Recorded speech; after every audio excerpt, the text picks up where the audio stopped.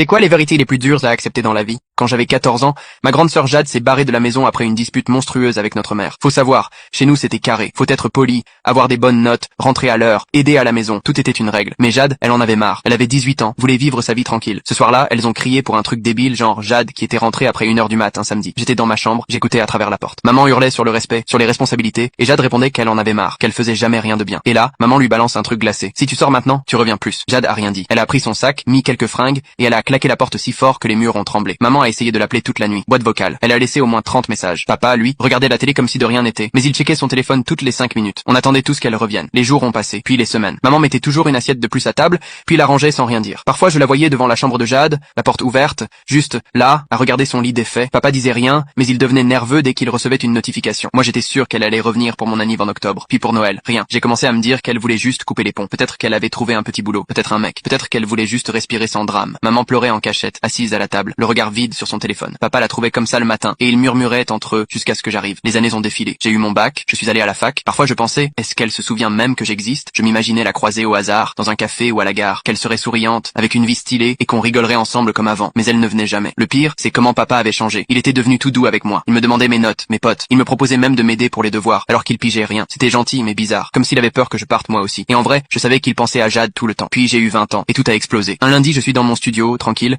et il y a un flic qui tape à ma porte. Il me tend une enveloppe. Il disait qu'ils avaient essayé de joindre mes parents, mais sans succès. Sur la lettre, il y avait écrit le nom de Jade. Mes mains tremblaient trop pour lire. C'était un rapport de la police. Ils avaient retrouvé un corps derrière une vieille station essence, genre à 30 minutes de chez nous. Les dents ont permis de l'identifier. C'était elle. Et la date de la mort, à peine un mois après sa fuite. Elle était morte depuis tout ce temps. 6 ans. J'ai foncé chez mes parents. Maman était en train de couper des légumes, comme un soir normal. Je lui ai dit. Elle a lâché la cuillère. Et elle s'est mise à rire. Un rire vide, cassé, genre son cerveau refusait de comprendre. Papa est arrivé, il a vu nos têtes, il a compris. Je lui ai tendu la lettre. Il s'est laissé tomber par terre. Et il a pleuré comme un gosse. Il répétait pardon, pardon, encore et encore, même si elle pouvait plus l'entendre. Le plus dur, c'est pas juste qu'elle soit morte, c'est qu'on l'attendait, qu'on lui en voulait de pas appeler, alors qu'elle pouvait plus, qu'elle était déjà enterrée pas loin, qu'on posait une assiette pour rien, qu'on pensait qu'elle boudait, qu'en fait, elle avait juste disparu, volée par un monde trop dur, et elle avait essayé. Ils ont trouvé son carnet. Le dernier mot disait qu'elle allait appeler